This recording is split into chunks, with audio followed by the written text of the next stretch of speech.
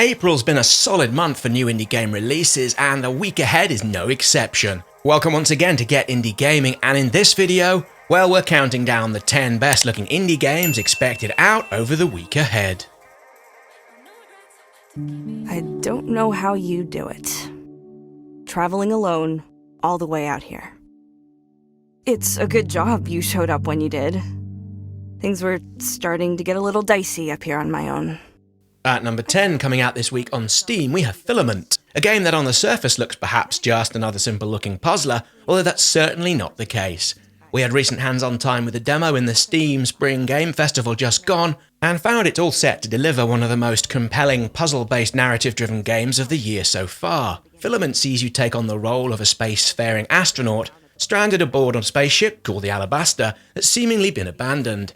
You're able to take command and control a small robot-like bulb, i.e. the titular Filament, through and around various room-based puzzles, of which there are around 300 or so to solve. Now, in our recent experience, these puzzles begin simple enough, which is always welcome to help ease you into how things are done in any given puzzle game. The difficulty level progresses rather nicely, and once you're well into it, the complexity and overall challenge makes Filament, well, it's a pleasantly addictive puzzling experience. We also appreciate being able to tackle most of the game's puzzles in any order we fancied. True, in some sections that's not quite correct, although for the most part, the lack of a linear path is another welcome inclusion. As is the 3D art style, as does the background story-driven narrative, where you're able to explore the ship to find logs and other such personal notes relating to the missing crew to learn who they once were and what happened to them. Filament comes out April 23rd onto Windows PCs via Steam.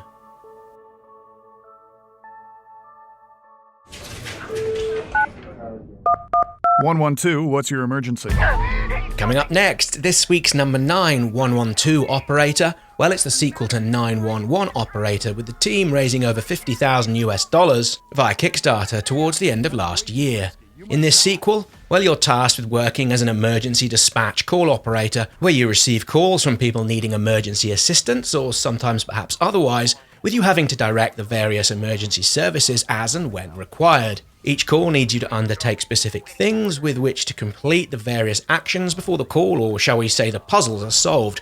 112 Operator will see you dealing with events ranging from the mundane, such as traffic incidents, with things escalating in seriousness, such as dealing with organised crime, right up there to terrorism and natural disasters. All of this is also wrapped up with thousands of real cities from all over the globe, with it also using historical weather data to accurately portray the overall dynamic gameplay. We enjoyed the original, and with this follow-up being 25 times larger, 112 Operator will be a day one buy for us when it comes to Steam this April 23rd. Get ready, Captain! At number 8, and coming firmly from that bit of the Steam store that's just that little bit different, we have Warp Factor. Now, as you can see, this is a Breakout-inspired arcade action game with brick-breaking elements. It comes out today as this video airs for home PCs. Now, we like a good brick breaker, and I've added this one to our weekly countdown mostly for its inclusion of local multiplayer, with it also having an online option via the Steam Remote Play systems. The levels are all randomly generated, with it offering a dynamic soundtrack and voiceover to go with it. It's also got a post-launch roadmap featuring shareable level editors and a few other things such as colorblind mode, which would be a most welcome addition. As with all games featured in this video, you can find a link to the Steam homepage or other main sale outlet down in the description. Coming in at number 7, The Flower Collectors is set within 1977 Barcelona, all at a time soon after Franco's death, with Spain almost ready to have their first free election since the end of the Civil War. You'll play as a retired policeman as you try to unravel a mysterious murder, all the while sat within your wheelchair within your apartment. Helped by an assistant, a go-getting journalist who becomes your eyes and ears, you take on the task of solving what appears to be a complex mystery by way of your camera, a set of binoculars, and a radio transmitter, with you very much peeking out from behind the curtains. Now, this does look pretty fascinating, particularly its setting and how it encapsulates a post-Franco Barcelona, but also in its dealing and experimenting with voyeurism, in what's clearly an overall story driven by world building and narrative. From what we've seen and heard of this one already, well, your character, his backstory and all-round demeanour are likely to make the Flower Collectors in places we suspect a challenge to play. This comes to PC on April the 21st. Assembly in Section 3C now. Copy that. Next up, at number 6, we have the console release of Deliver Us the Moon, with this coming off the back of an earlier rollout on a PCs in late last year, and if you haven't seen it yet, it's well worth taking a further look at. Deliver Us the Moon is a sci-fi thriller set in a post-apocalyptic world, where the Earth's natural resources are all but depleted. In an effort to save humanity, the world's global powers created the World Space Agency, and set about the colonization of the moon to extract a new source of energy found within the lunar landscape. Things were going all well enough, but unfortunately one evening all communication was lost, and now years later, you assume the role of an astronaut assigned with the task of investigating what happened that fateful night, and while you're up there, also figuring a way in which to once more save the rest of humanity.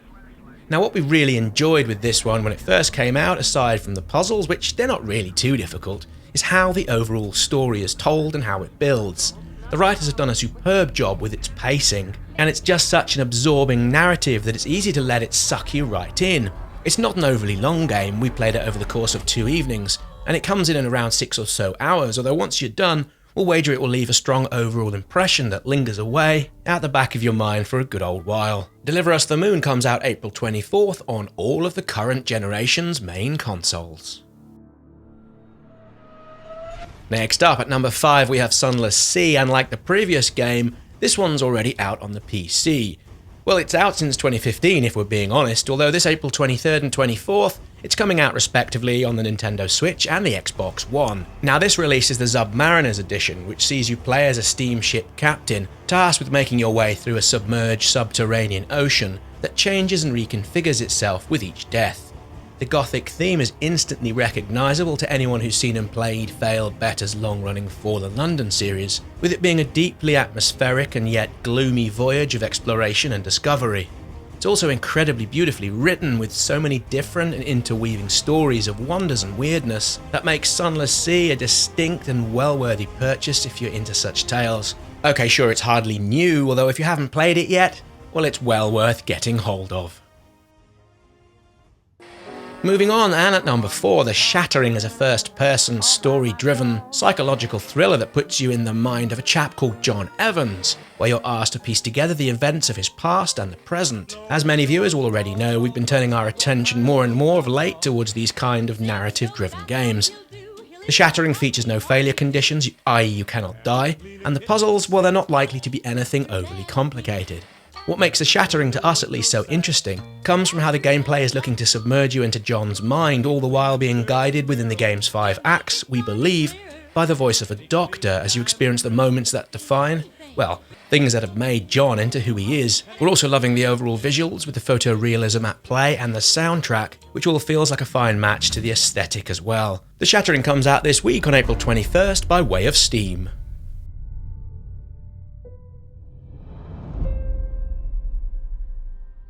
At number 3, Help Will Come Tomorrow is a narrative-driven resource management game with a few tweaks and differences to the usual format.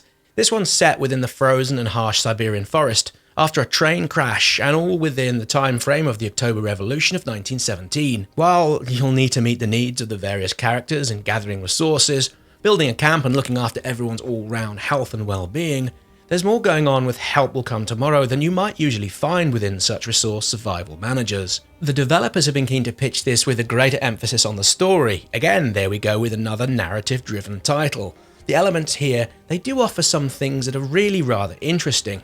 Now we've had time with the full launch version, and while we're not too sure if we're under embargo, we'll play it safe. That being said, this one essentially uses a relationship system where individual characters have, just like all of us, their own unique and differencing personal habits and traits. These in turn have a big impact on the overall relationships with others, and their own mental state affecting them as individuals, but also the survival of the whole group. Again, being cautious of a possible embargo as this goes out, it's often a delicate and fine line to be had in dealing with and helping shape a cohesive group relationship that for the most part also sees you need to understand and manage the difference in class and social affiliations between the group. Help Will Come Tomorrow launches on April 21st on PC and all of the normal consoles, with us here at Get Indie Gaming having played it on the Switch with a copy provided by the publisher for reviewing purposes.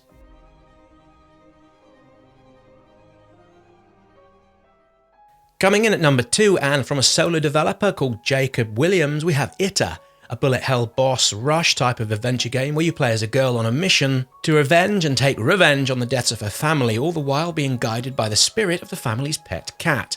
Now, as this video airs, we've had access to the full game, again for disclosure. The copy was provided by the publisher for review purposes, and we've played it from start to finish. Now, we are definitely under an embargo, and we're not able to share too much information, although as a small collective, we readily understood and recognised many of the central themes within the ITTA story, particularly within aspects of the implied personal struggles and instances of perseverance that sees you do battle against 18 or so bosses, if the memory serves, in what feels like a super slick mashup of the aesthetics of Hyper Light Drifter, with the action being in places something that's reminiscent of what's found in games like Cuphead.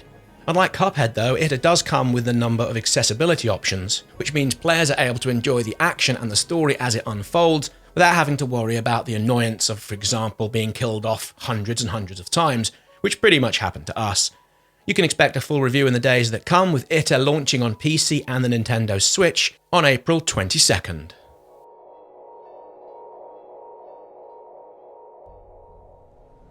Bouncing, driving and flying its way into the #1 position for games out this week, Cloudpunk, as you can see from the footage on screen, is heavily influenced by cyberpunk genre, and sees you play as a lady called Rania, a delivery driver on her first day working for a semi-legal courier firm known as the same name as the game's title. From what we've seen of it so far, it looks a fairly open-ended overall experience, with you able to drive or hover your car all over the vast city, while also taking on delivery jobs within a world of corporate conspiracy, hackers and AI gone rogue. While we've yet to play it, we'll be picking up a copy in a few days' time. Now, this was one of the games we were most excited about and wanting to play at PAX East in March, an event sadly we missed due to visa issues. We are really looking forward to getting inside the story and to see how it manages the interactive nature of certain gameplay elements that are said to have a real and meaningful impact on things that you do, not just within the games and speaking with other NPCs, but also the entire populace of the city. In any case, Cloudpunk is set to come out on April 23rd for home PCs on Steam, and it'll also be out later in the year on the PlayStation 4, Nintendo Switch, and the Xbox One. And with that, be sure to let us know which games you're most wanting to play down below, and while you're here, don't forget to click that like button and subscribe to the channel if you haven't yet done so. We're uploading pretty much every single day, and a subscription with the notification bell turned on is the best way of staying up to date with all things Get Indie Gaming. All the best, and see you all here soon for another video.